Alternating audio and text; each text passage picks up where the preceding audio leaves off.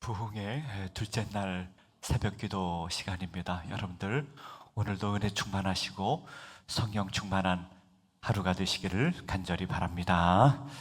찬송가 214장 함께 찬송 부르겠습니다.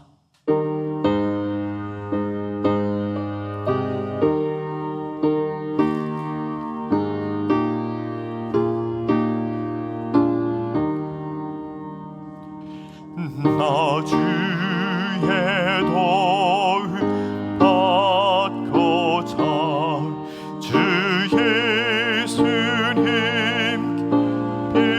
빕니다. 그 구원하시사 날 받아주소서. 내 모습 이대로 주 받아주소서. 날 위해도 가신 주 날 받아주소서. 근 죄에 빠져 영주 날 위해 빌렸으니 주 용성 내 잊으사 날 받아주소서.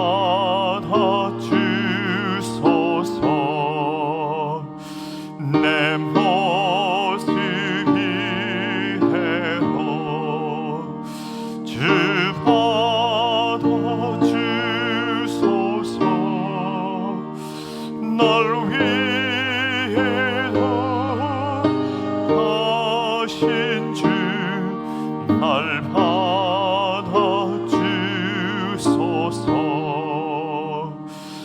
내 힘과 결심 약하여 늘 깨어지기 쉬우니 주 이름은 구원해 날 받아주소서. 내 모습 이대로 주 받아주소서.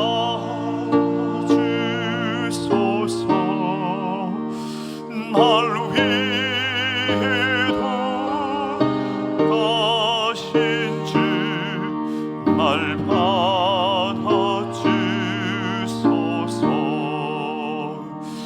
내 주님 서신 발 앞에 나 그로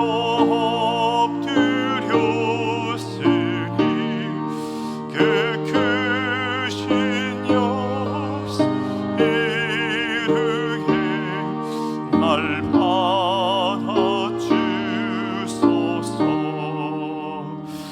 내 모습 이대로 주 받아주소서.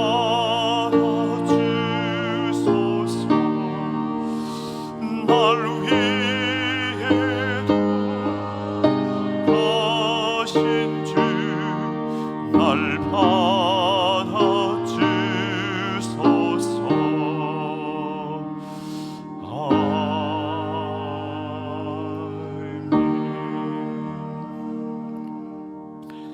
하나님의 말씀 함께 보겠습니다. 사도행전 1장 12절부터 14절까지 말씀입니다.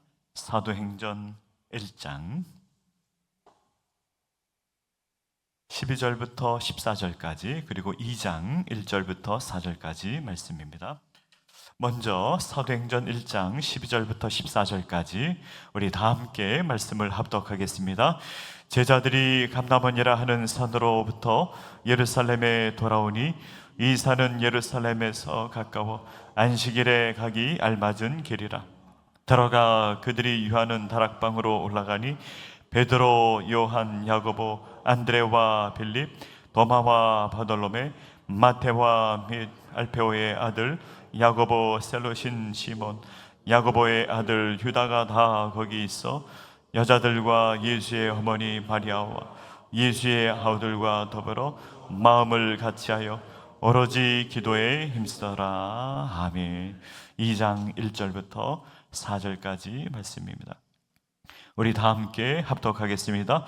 오순절 날이 힘이 흐름에 그들이 다 같이 한 곳에 모였더니 호련히 하늘로부터 급하고 강한 바람 같은 소리가 있어 그들이 앉은 온 집에 가득하며 마치 불의 혀처럼 갈라지는 것들이 그들에게 보여 각 사람 위에 하나씩 임하여 있더니 그들이 다 성령의 충만함을 받고 성령이 말하게 하심을 따라 다른 언어들로 말하기를 시작하니라. 아멘.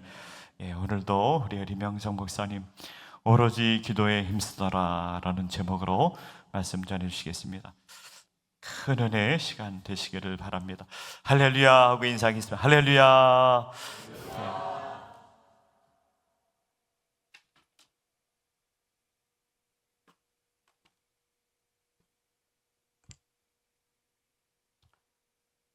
여러분 새벽에 나오시느라 수고하셨습니다.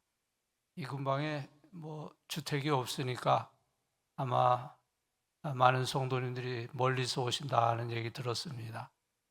이 시간에 오시려면 아마 아침 일찍 서두르셨을 텐데, 제가 교회에서 자라나면서 뭐 부흥회도 많이 참석했고, 또 제가 목회자가 된 다음에는 또 부흥회 인도도 여러 번 했는데, 저는 새벽 시간이 제일 좋더라고요. 새벽 시간에 말씀 듣고 기도할 때, 이 시간에 참 하나님께서 은혜를 주시는 것을 많이 경험했습니다. 오늘도 여러분들이 하나님 말씀 듣고 또 우리 함께 기도할 때 하나님께서 우리의 기도에 응답해 주시기를 바랍니다. 어제 예루살렘 교회에 대해서 생각했는데요. 예루살렘 교회는 성령 충만함을 받고 어려운 여건에서도 크게 성장했다는 얘기 들었습니다. 사도행전 1장에 보면 예루살렘 교회 성도가 120명으로 시작합니다. 그리고 사도행전 2장에 보면은 베드로 사도가 설교할 때 3,000명이 들어오죠. 또 사도행전 4장에 보면 남자만 5,000명이라 그랬어요.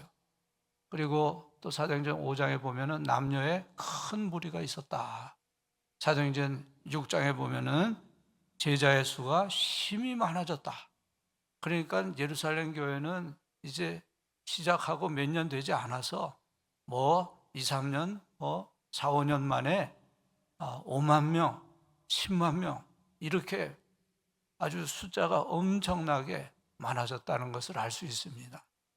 어제도 말씀드렸지만 예루살렘 교회의 성장을 당연하게 생각해서는 안 됩니다.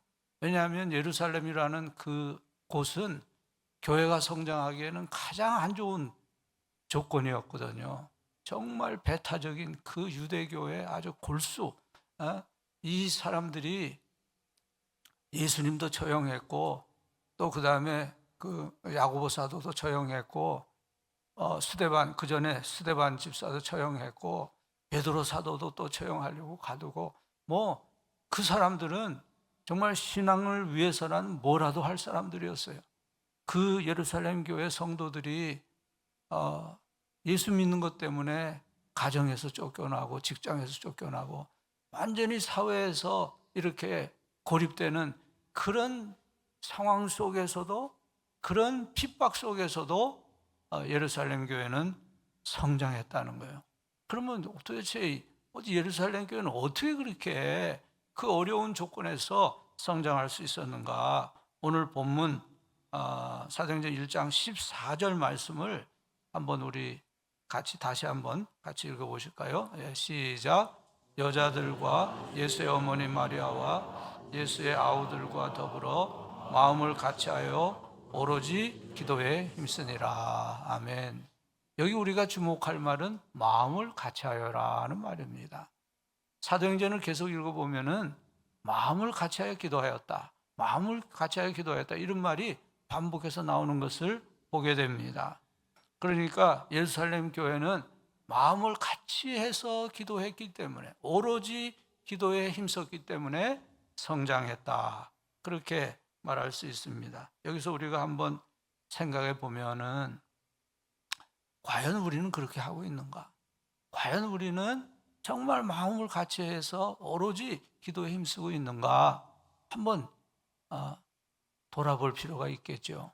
정말 우리 사랑하는 자녀들을 위해서, 또 병중에 있는 우리 가족이나 또 성도들을 위해서, 또 이 땅의 영적 부흥을 위해서 정말 우리가 개인적으로나 또 합심해서 정말 오로지 마음을 같이 해서 오로지 기도에 힘쓰고 있는가 하는 겁니다. 하나님의 능력은 무한하시고 하나님은 누구라도 구원하실 수 있는 하나님이십니다. 그런데 우리가 성경을 보면은 하나님은 뭐 스스로 다 하실 수 있으시지만 꼭 사람을 통해서, 하나님의 종들을 통해서 일하시는데, 특별히 성도들의 그 구원의 열정을 통해서 일하신다고 하는 겁니다.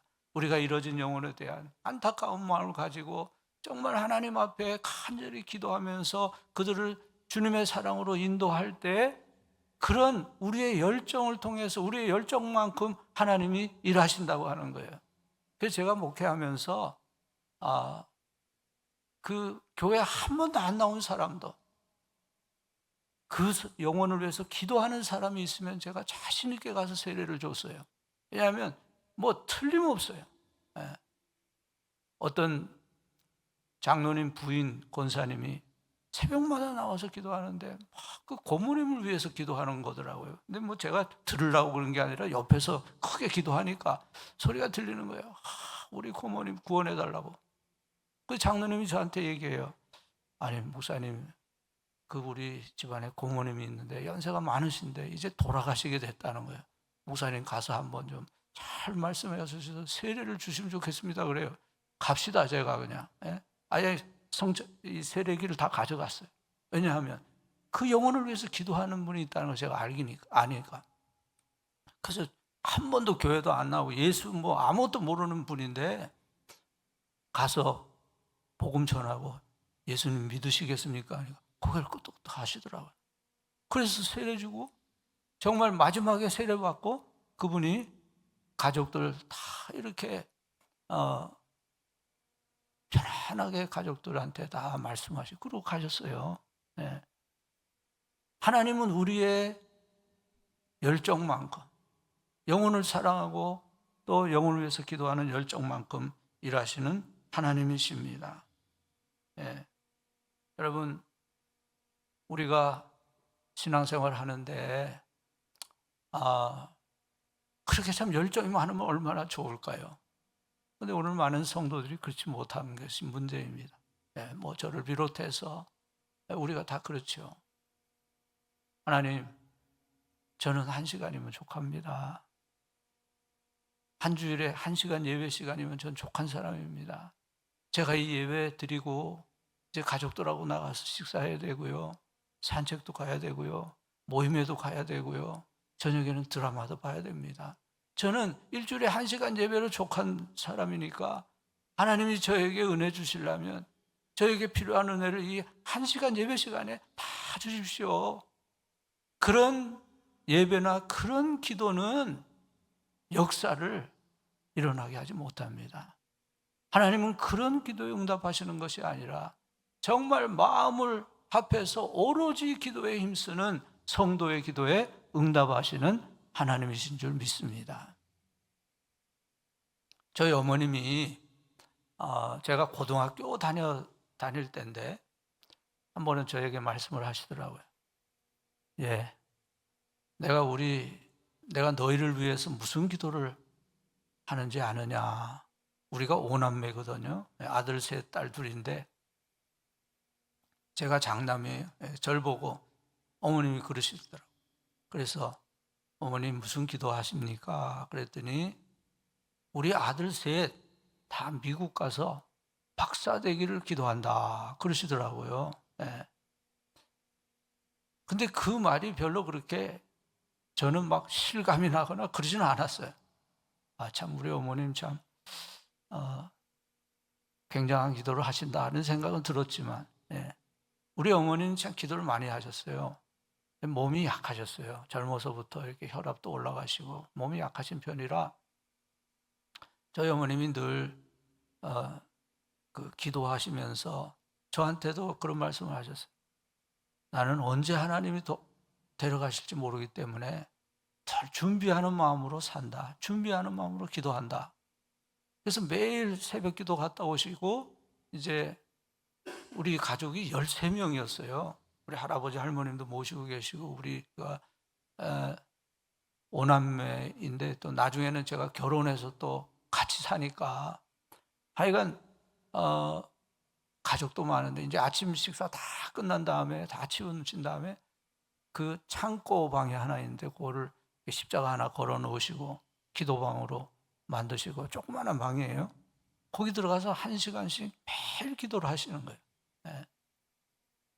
그런데 우리 어머니가 기도하시는 게 거기서 무슨 기도를 하실까? 제가 아무리 생각해 봐도 뭐 우리 위해서 기도하는 게 틀림없어요. 5남매 위해서 기도하는 게 틀림이 없어요. 그런데 아들 셋이 다 미국 가서 박사 받는 걸 위해서 기도하신다. 근데 우리 어머니는 돈이 없었어요. 예, 정말 생활의 여유가 없으셨어요. 왜냐하면 우리 아버님 어머님이 이제 이북에서 저희 아버님이 전도사 일을 하시는데 그 평양 창동교회라는 큰 교회 전도사를 하셨거든요.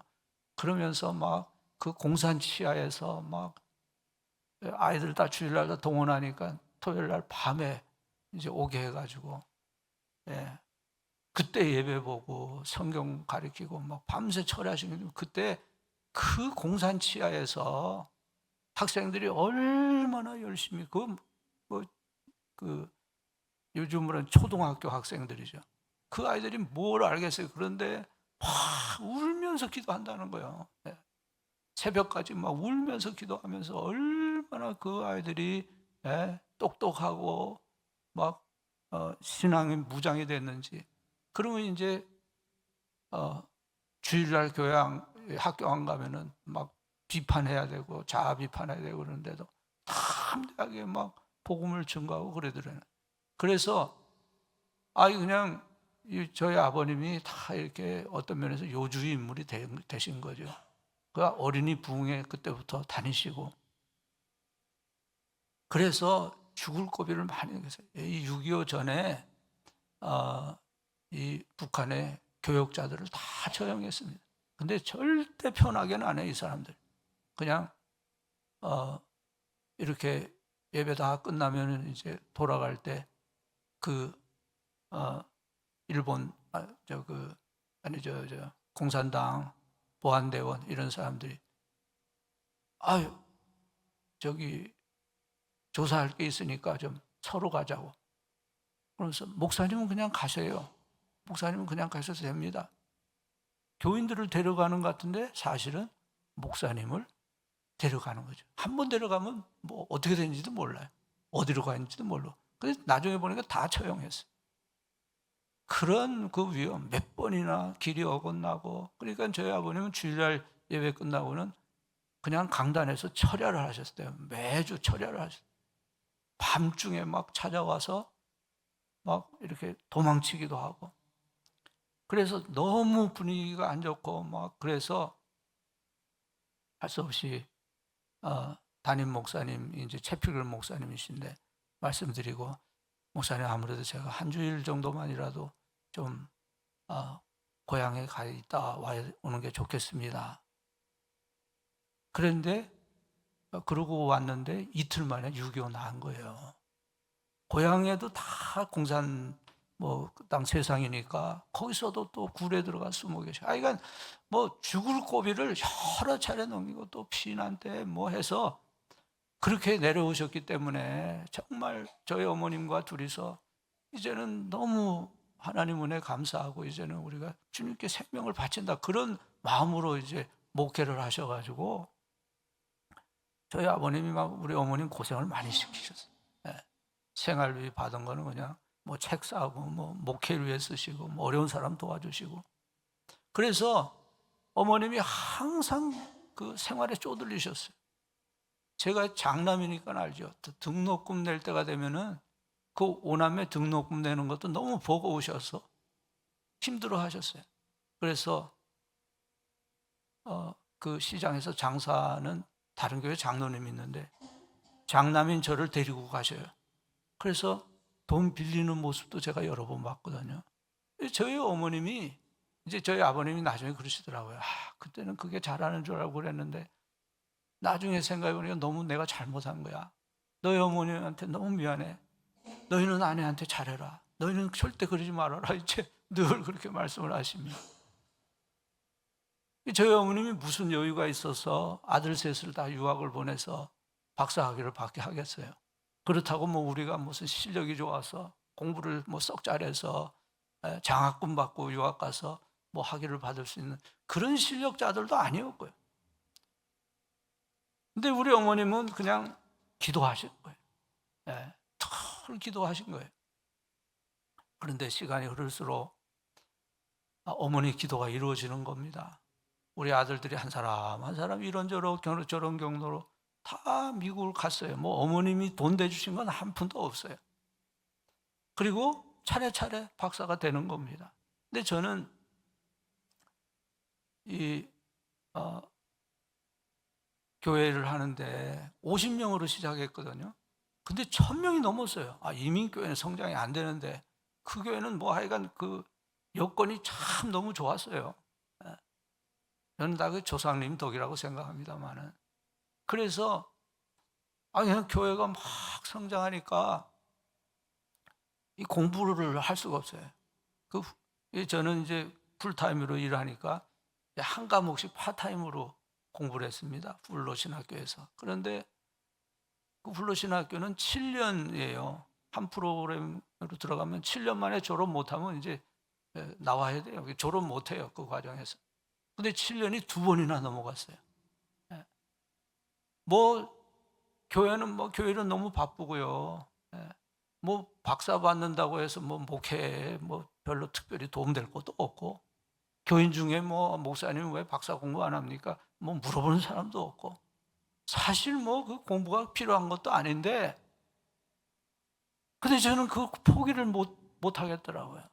왜냐하면 내가 공부를 포기하면은 우리 아들 셋 박사 되게 해달라는 어머니 기도가 안 이루어지는 거고, 전 그게 싫어서 그냥 끝내지도 못하는 공부를 붙잡고, 정말 그래서 제가 공부를 시작한 지 18년 만에 간신히 필요도 없는 목회학 박사를 받은 거예요.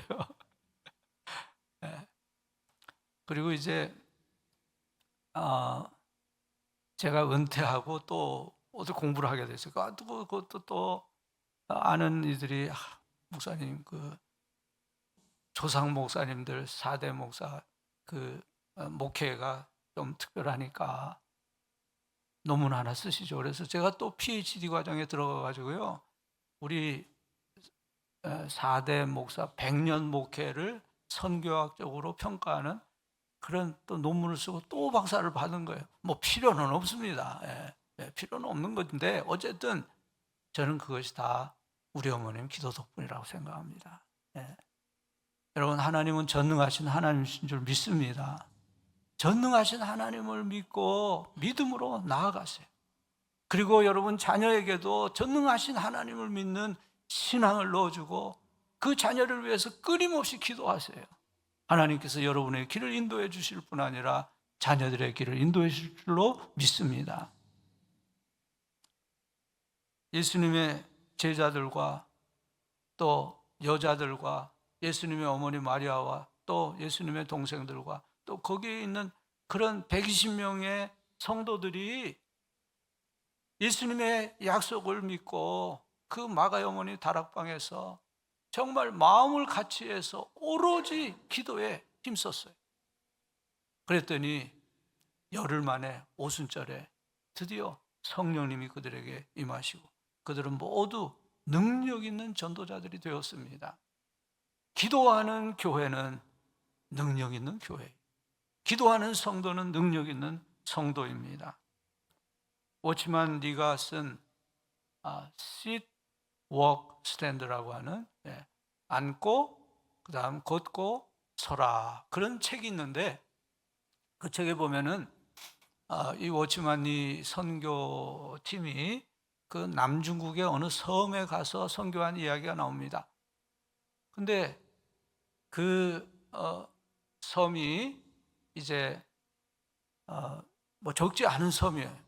6천 가정이 있는 그런 섬인데 7명의 선교팀이 이제 7명이 갔는데 그 중에 한 사람이 우라고 하는 우 형제라고 하는 나이가 16살인 새신자예요. 그러니까 뭘 정말 뭐 아직 나이도 어리고 잘 뭘 모르는 그런 친구를 데리고 간 거예요. 근데 그 섬에서 선교를 하는데 열매가 별로 없어요. 알고 보니까 그 섬 사람들이 다 다왕이라고 하는 우상을 섬기고 있는데 그 섬 사람들은 다왕이 아주 능력이 많다고 생각한다는 거예요. 그 이유 중에 하나가 그 다왕을 위한 그 축제일이 있는데 매년 그날이 되면 퍼레이드를 하는데 그날은 항상 날씨가 맑다는 거예요. 그래서 다왕이 능력이 있다고 믿고 있다는 겁니다. 그런데 이 우라고 하는 이 젊은 이 어린 친구가 그 얘기를 듣더니 얘기를 하는 거예요. 그 이제 설교를 들으려고 이렇게 모인 사람들한테, 아이, 그 축제일이 도대체 언제입니까? 아, 그날은 항상 고정되어 있습니다. 1월 11일 8시, 오전 8시에 축제 퍼레이드가 시작됩니다. 그러니까 이 친구가, 그러면 금년 11월에는 1월 11일에는 비가 온다고 제가 약속합니다. 이렇게 얘기를 한 거예요.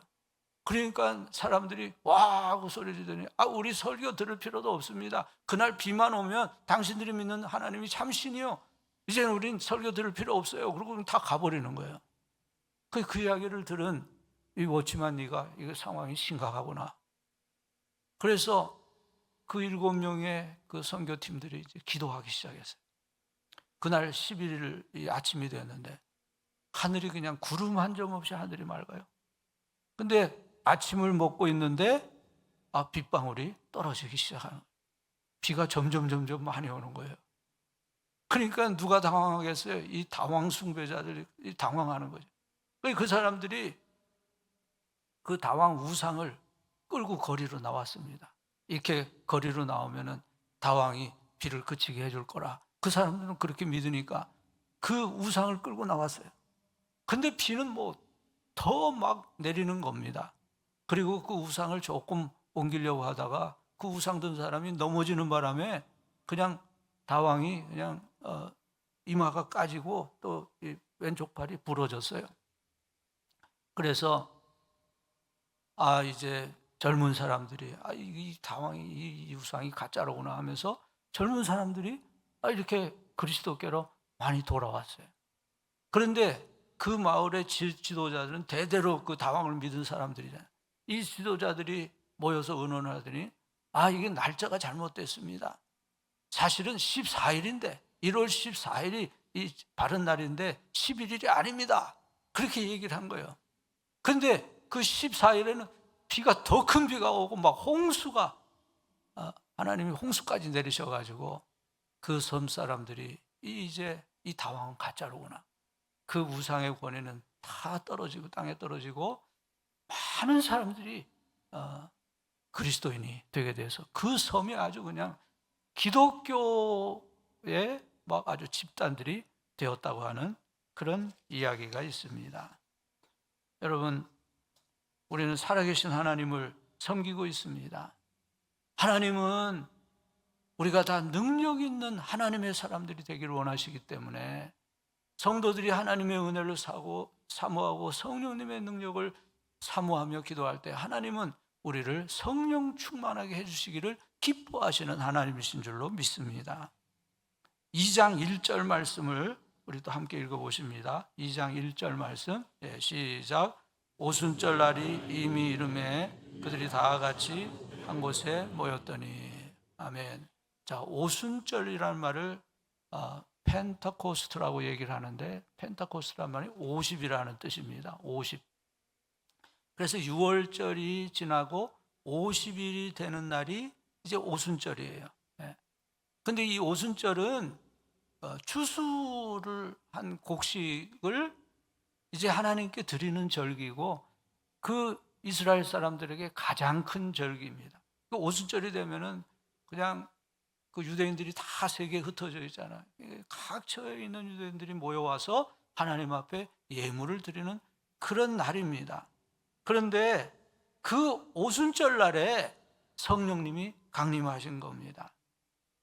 오순절 날이 이미 이르렀다 하는 말은 하나님의 때가 다 찼다 하는 뜻이에요. 그러니까 이 50이라는 그 숫자가 가지는 의미가 무르익었다, 때가 되었다, 그런 뜻이거든요.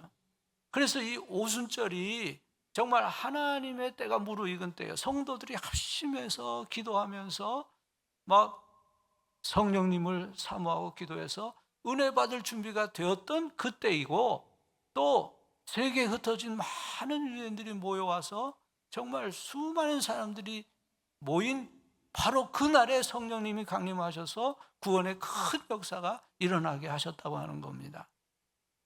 2절과 3절, 2절과 3절 말씀 또 우리 같이 읽어보십니다. 시작. 호련히 하늘로부터 급하고 강한 바람 같은 소리가 있어 그들이 앉은 온 집에 가득하며 마치 불의 혀처럼 갈라지는 것들이 그들에게 보여 각 사람 위에 하나씩 임하여 있더니 여러분이 그 다락방에 그 120명의 제자들과 함께 있다고 한번 생각해 보십시오.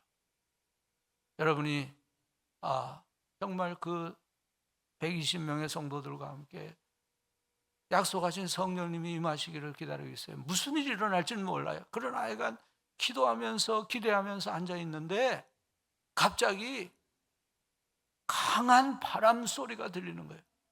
바람이 불어온 게 아니고요, 소리가 들린 겁니다. 문은 닫혀 있어요. 그런데 강한 바람 소리가 들려오는 겁니다. 그 소리를 어떤 분은 하나님의 숨소리라, 하나님이 아담에게 영을 불어넣으실 때 숨을 내쉬면서 하나님의 영이 들어갔잖아요. 그것처럼 그 하나님의 숨소리다. 또 출애굽할 때 이스라엘 백성들이 홍해를 건널 때 막 바람이 불어와서 그 홍해가 막 이렇게 육지처럼 갈라지잖아요. 그 얼마나 큰 바람 소리가 있었겠습니까? 마치 그런 것과 같은 그런 어떤 강한, 급하고 강한 바람 소리가 들려왔다고 하는 겁니다. 여러분, 성령의 역사는 듣는 역사입니다. 하나님의 말씀이 들리는 역사예요. 어떤 사람이 신앙을 가지면 이제 하나님 말씀을 듣게 되는데 하나님 말씀이 새롭게 들려오는 거예요. 주님의 사랑에 대한 이야기를 듣는데 아니면 성경을 읽는데 그 말씀이 새롭게 막 마음에 와닿는 겁니다. 이 통독이라는 게 그래서 좋은 거예요. 성경을 쭉 읽다 보면은요, 전에도 그 구절을 읽어도 그때는 그냥 넘어갔어요. 근데 새롭게 들리는 거예요. 죄에 대한 그런 말씀이 나오는데 그 말씀 들으면 막 그날은 마음이 찔리고 눈물이 나고 그러는 거예요. 그게 성령님의 역사예요. 하나님의 말씀이 전혀 새롭게 들려오는 겁니다. 그리고 그 소리가 아주 강하고 급한 그런 소리였어요. 하나님이 어떤 때는 이렇게 천천히 일하실 때도 있고요, 어떤 때는 급하게 일하실 때도 있습니다.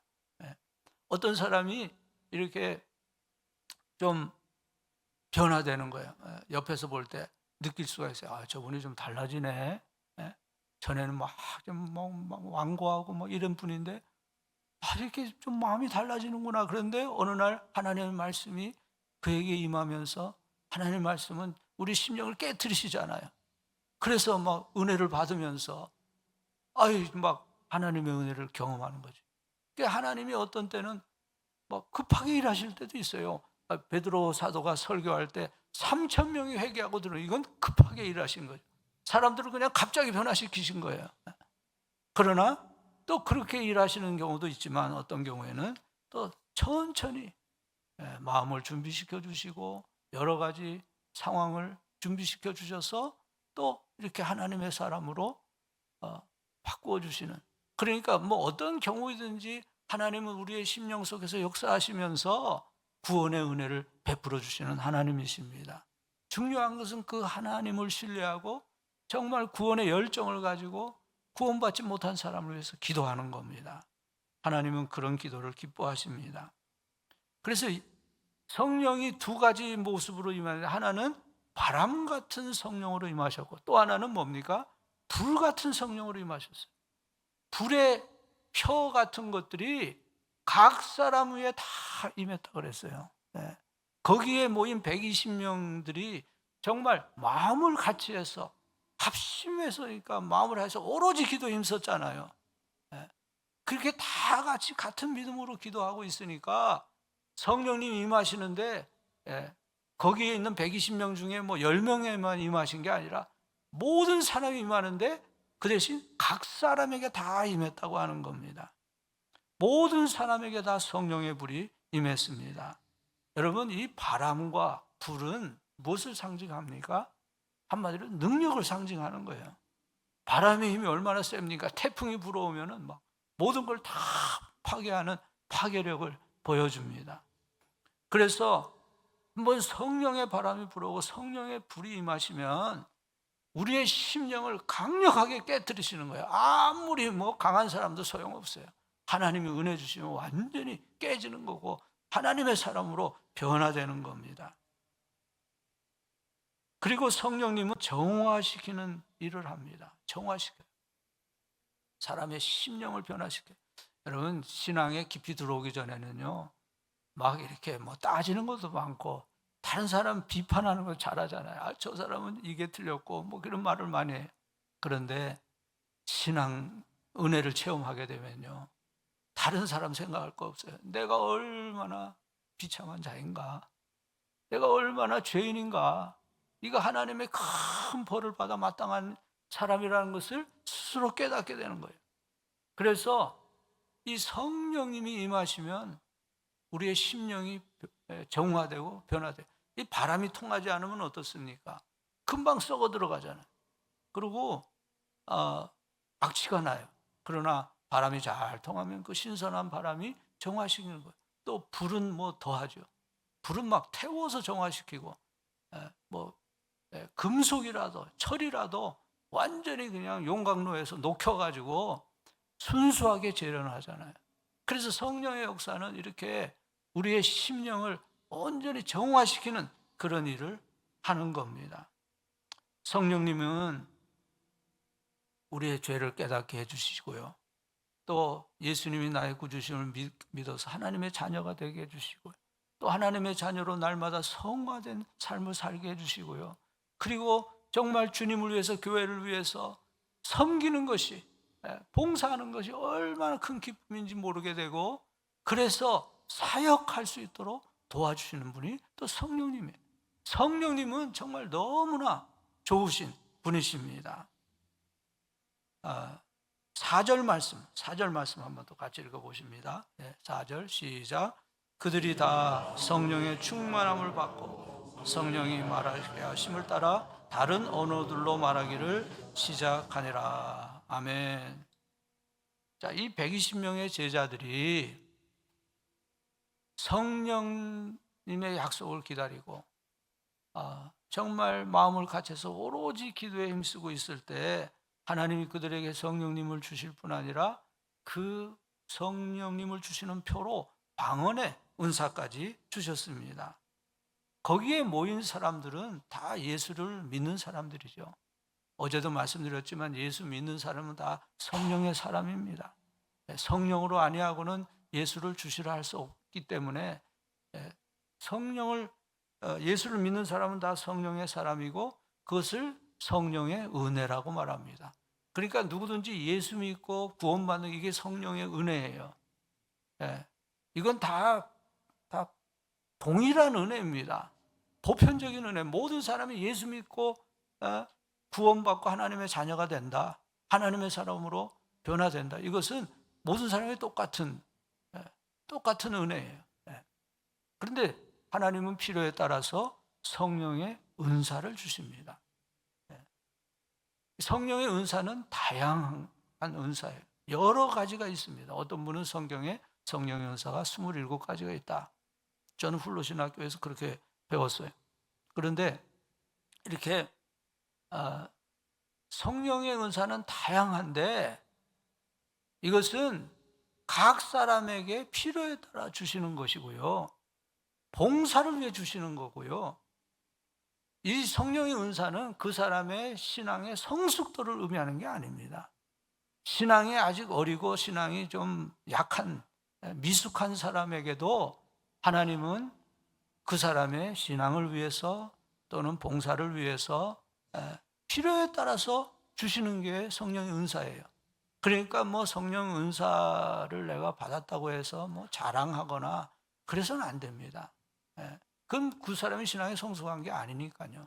그냥 겸손한 마음으로 섬기는 일에 사용하는 그것이 성령의 은사입니다. 가령 방언의 은사를 받았다고 해서 그 사람이 성숙한 신앙인 것은 아닙니다. 제가 영락교회 전도사로 4년 일했었는데요, 제가 처음 영락교회 가니까 한경진 목사님이 한 달에 한 번씩 설교를 하셨어요. 저는 그 시간이 너무 좋았어요. 정말 우리 아버님이 제일 존경하고 아버님이 한 목사님과 일을 많이 한 목사님 모시고 일을 많이 하셨거든요. 왜냐하면 저희 아버님이 대구 영락교회 심우하셨는데 대구 영락교회는 서울 영락교회 사람들이 와서 세운 교회잖아요. 그래서 그때부터 시작해서 한 목사님을 존경하고 일을 많이 한 목사님 얘기를 늘 하셨어요. 그래서 저는 뭐 한 목사님을 잘 몰랐지만 그냥 말씀을 많이 들어서 한 목사님 훌륭하시다는 걸 알고 있었거든요. 그래서 제가 영락교회에 갔는데 한 목사님 설교하시는데요, 얼마나 은혜가 되는지. 한 목사님은 사실 정말 뭐 성자와 같은 분이에요. 성자예요. 예. 근데 한 목사님 방언했다는 말 못 들어보고 방언하시지 않으셨어요. 제가 또 LA 영락교회에도 부목사로 7년을 일을 했는데 제가 모시고 있던 김계영 목사님이라는 분이신데 정말 훌륭한 목사님, 목사님 중에 목사님 같은 분이에요. 한 번은 그 김 목사님이 설교를 하시면서 그러시더라고요. 저는 방언도 못하는 목사입니다. 예수 믿은 지 뭐 6개월 안 된 사람도 방언하는 사람이 있는데 저는 방언도 못해요. 그러시더라고요. 예. 그러니까 이 뭐 방언에 뭐 은사가 뭐 있다고 해서 뭐 신앙의 성수 그런 게 아니에요. 저는 장로교에서 자라났고 또 대를 위해서 목사가 된 사람이기 때문에 성령의 은사에 대해서 뭐 별로 관심이 없었어요. 예. 그런데 제가 이제 LA에서 목회하면서 플로신학교를 그렇게 여러 해 다녔잖아요. 근데 그 플로신학교 선교학부는 그 교수님들이 다 저는 그 선교사 출신 목사님들이에요. 예. 그래서 그분들이 참 이렇게 선교지에서 일하다 보면은 선교지에서는 영적인 대결이 일어나기 때문에 그런 어떤 뭐 방언이나 신이나 이런 그 역사가 많이 일어나거든요. 그런 것에 대해 그런 은사에 대해서 이분들은 마음이 열린 분들입니다. 그래서 제가 그분들에게 배우면서 저도 제 마음이 좀 이렇게 성령님의 은사에 대해서 이렇게 마음이 열린 거죠. 그러니까 이해하는 마음이 많아지고 어느 날 제가 그런 생각이 들었어요. 나도 방언의 은사를 위해서 기도하면 좋겠다. 그런 생각이 들었어요. 그래서 제가 이제 아무도 없는 그 본당에 이제 LA 있을 때입니다. 그 밤에 혼자 들어가서 매일 밤 기도하기 시작했어요. 하나님, 저에게도 방언의 은사를 주시면 어떻습니까? 방언이 기도에 도움이 된다고 하는데 제가 기도를 많이 해야 되지 않습니까? 저에게도 방언의 은사를 주십시오. 그래서 매일 밤 기도했어요. 그런데 뭐 아무런 기별이 오질 않아요. 뭐 얼마나 기도했는지 제가 정확하게 모르겠어요. 그때 좀 날짜라도 세워볼 걸. 하여간 뭐 한 달에서 2달 사이 정도 된 것 같아요. 계속 기도하는데도 소식이 오질 않더라고요. 근데 무슨 생각이 드냐 하면 할렐루야를 자꾸 반복하면 방언이 된다더라. 그런 말이 생각이 나서 할렐루야, 할렐루야, 할렐루야, 할렐루야 하면 그럼 좀 랄랄라 이렇게 되잖아요. 근데 그러고 있다가 생각해 보니까 제가 너무나 불쌍하고 이건 아니다 하는 생각이 들더라고요. 아니, 은사를 하나님 주시는 건데 뭐 흉내내려고 연습으로 이게 되는 거가 아니잖아요. 자, 이건 아니야. 그리고 이제 그만뒀어요. 그래서 저는 생각했습니다. 아니, 나 같은 사람에게는 이렇게 어려서부터 믿은 사람에게는 방언의 은사는 안 주시는가 보다. 그런 생각을 하게 되더라고요. 그리고 그때 제가 좀 은사에 대해서 공부해 보니까 저에게 주신 또 은사가 많이 있는 거예요. 예. 그래서 아니 뭐 하나님이 나에게 주신 그 은사들을 그 하나님이 주신 것에 대해서 감사하면 되지 꼭 방언을 해야 되나? 방언하지 않아도 그 교회는 막 부흥하고 있었어요. 예. 그래서 이제 방언에 대한 기도는 그만, 이게 하나님의 뜻이 아닌가 보다. 그걸 포기를 했습니다. 그리고 한 일주일쯤 지난 것 같은데 새벽 기도 끝나고 이제 목사실에 들어가서 잠이 들었어요. 잠을 자고 있는데 꿈을 꾸다가 다다다다다다 그러면서 제가 깬 거예요. 그래서 이 다다다가 이게 뭐야? 이게 방언인가? 근데 그 LA에 제 동기 목사님이 있는데 그 목사님은 뭐 신학교 다닐 때부터 성령파예요. 막 40일 금식 기도도 하고 아주 성령 충만한 목사님. 전화를 했습니다. 김 목사님, 방언이 랄랄라 아니요? 다다다는 뭔가? 그랬더니 그게 방언이라 그러더라고요. 저는 그때 알게 되었습니다. 하나님은 은혜를 사모하고 간구하는 자에게 은혜를 베풀어 주시는 하나님이라는 사실을 알게 되었어요. 여러분, 하나님은 선하신 하나님이세요. 다른 기도는 몰라도 은혜를 사모하며 간구하는 자에게 은혜 베풀어 주시는 하나님이십니다. 너희가 악할지라도 좋은 것을 자식에게 줄 줄 알거든 하물며 하늘 아버지께서 구하는 자에게 성령을 주시지 않겠느냐. 하나님은 간구하는 자에게, 은혜를 간구하는 사람에게 은혜 베풀어 주시는 하나님이신 줄로 믿습니다. 예루살렘 교회는 위대한 교회였습니다. 평범한 제자들이 시작한 교회였지만 온 세상을 뒤집어 놓는 교회가 되었습니다. 300여 년이 지난 다음에 그 대로마 제국을 복음으로 정복한 겁니다. 어떻게 이렇게 박해받는 소수들이 그런 그 엄청난 일을 할 수가 있었겠습니까? 초대교회는 오로지 기도에 힘쓰는 교회였기 때문에, 성령님이 임하신 교회였기 때문에 세상을 바꿔놓는 교회가 될 수 있었습니다. 서서문교회는 성령으로 충만한 교회가 되기를 바랍니다. 서서문교회 모든 가정들이 다 성령으로 충만하기를 바랍니다. 또 서서문교회 모든 성도님들이 성령으로 충만하기를 바랍니다. 여러분, 설교 끝나고 여러분 오늘 기도하실 때 여러분이 얼마나 바쁜지는 모르지만 여러분 오늘 아침에는 정말 하나님 앞에 기도하고 가시기 바랍니다. 하나님, 성령으로 충만하게 해 주옵소서. 주여, 성령으로 충만하게 해 주시옵소서. 성령님의 은혜와 은사를 주시옵소서. 다른 것은 좀 없어도 괜찮습니다. 돈은 없어도 괜찮습니다. 명예는 없어도 괜찮습니다. 그러나 은혜 없이는 살 수 없습니다. 저에게 성령님의 은혜와 은사를 주시옵소서. 하나님이 저를 사랑하신다면 저를 성령으로 충만하게 해 주시옵소서. 이제부터는 정말 오로지 기도에 힘쓰는 종이 되게 하여 주옵소서. 능력 있는 그리스도인으로 살게 하여 주옵소서. 우리 가정이 성령으로 충만하게 하시고, 우리 자녀들이 성령으로 충만하게 하시고, 우리 교회와 사랑하는 성도들이 성령으로 충만하게 해 주옵소서. 이 기도는 하나님이 기뻐하시는 기도예요. 네. 그것이 저의 경험이고 여러분의 경험입니다. 그래서 여러분이 오늘 이렇게 하나님 앞에 기도하면서 하나님 주신 은혜를 체험하고, 오늘뿐만이 아니죠.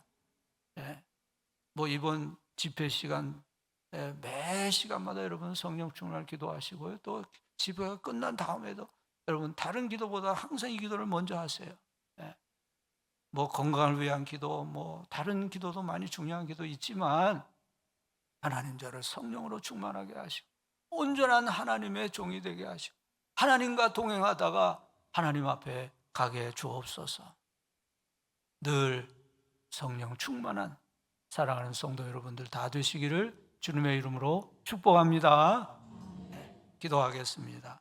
하나님 아버지, 감사합니다. 저희들을 하나님의 자녀로 삼아주심을 감사합니다. 오늘 이 아침에도 주의 전에 나와 하나님의 은혜를 사모하오니 하나님, 저희들을 성령으로 충만하게 하여 주옵소서. 오로지 기도에 힘쓰는 종들 되게 하여 주옵소서. 우리의 지난날 아버지 하나님, 오로지 기도에 힘쓰지 못했던 것을 용서하여 주시옵소서. 이 시간 저희들의 기도를 회복할 수 있게 하시고 오로지 기도에 힘쓸 때에 저희들을 다 성령으로 충만하게 하여 주시옵소서.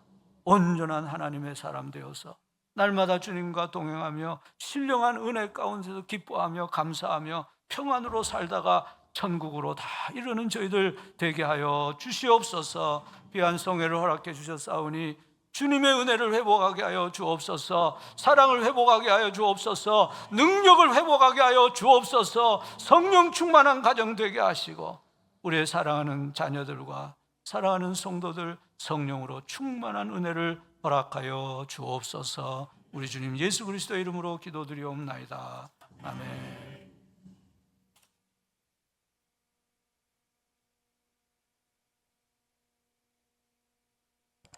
큰 은혜 받은 줄 믿습니다. 우리 다 같이 한번 따라해 보겠습니다. 기도하면 응답하십니다. 기도의 승리자가 됩시다. 예, 우리 오늘 기도하시고 기도로 승리하는 우리 모든 주의 백성들 되시기를 바랍니다. 교회 소식 하나 전할 게 있는데요. 오늘 부활절 전도 예정이 돼 있었는데 내일 아침으로 연기하고 내일 새벽기도 끝나고 그 부활절 계란 전해주는 아마 전도 있는 것 같습니다.